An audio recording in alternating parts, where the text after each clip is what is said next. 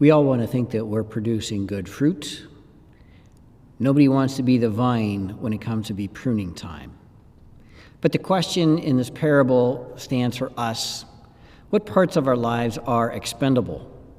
What are the parts that we think that we cannot live without? We have all sorts of opinions and views of our own identity, our lives, but when God comes along with the pruning shears, we may not like the results.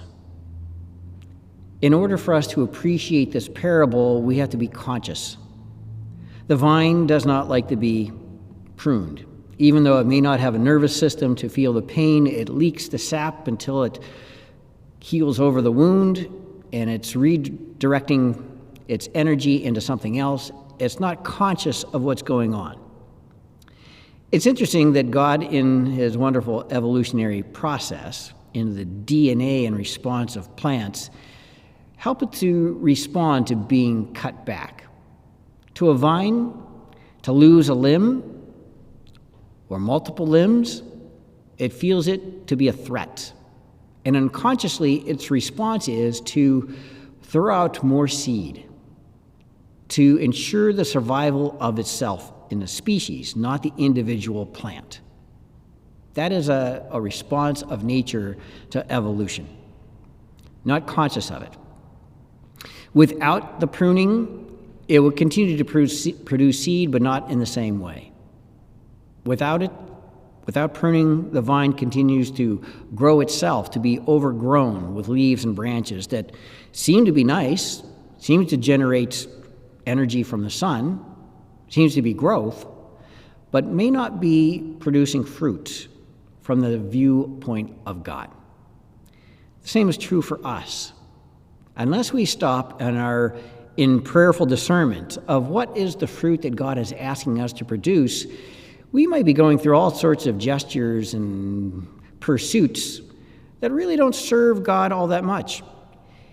We might become enamored with the old gnarled vine of nostalgia, thinking that it produced wonderful fruit of the past, that it's somehow indicative of our accomplishments.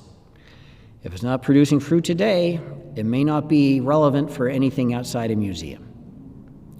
Or we might be enamored with our leaves, the new spring growth that go on, and it certainly looks nice when you see it in the vineyard from afar, but come time to do a harvest, if you don't have the grapes, if you don't have the fruit, it's not as much. It's not as important, as valuable.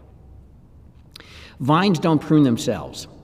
They don't have the capacity to willingly drop a branch or a leaf here or there for the sake of a higher calling.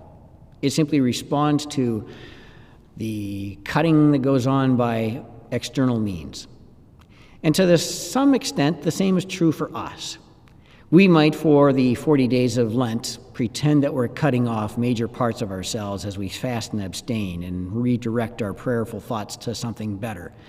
But by and large, we don't engage in self-pruning all that much. Unless the doctor says you got to change your ways or otherwise you're going to be kicking the bucket soon, we usually don't change ourselves that much. However, life does deal us blows here and there, and some of them were pretty catastrophic. Right now, we're in the midst of a pandemic that has shaken our very core. And odds are the new normal is going to be radically different. And hopefully, we as conscious beings can back up enough and calm down enough to see the hand of God that might be helping us to produce more profitable fruit. Profitable not in terms of our own benefits, but profitable in the terms of serving God's master plan, serving a larger, higher calling. We do not like being the vine branches that are cut off and thrown away and burned up as the fire, or as the parable indicates. But that's a matter of attitude. It's a matter of opinion.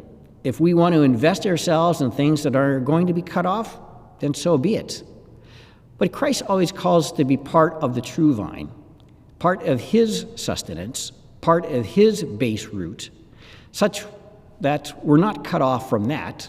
We might be pruned back of all the stuff that we don't need, but our true heart, our true livelihood, if it's rooted in Christ, is always secure.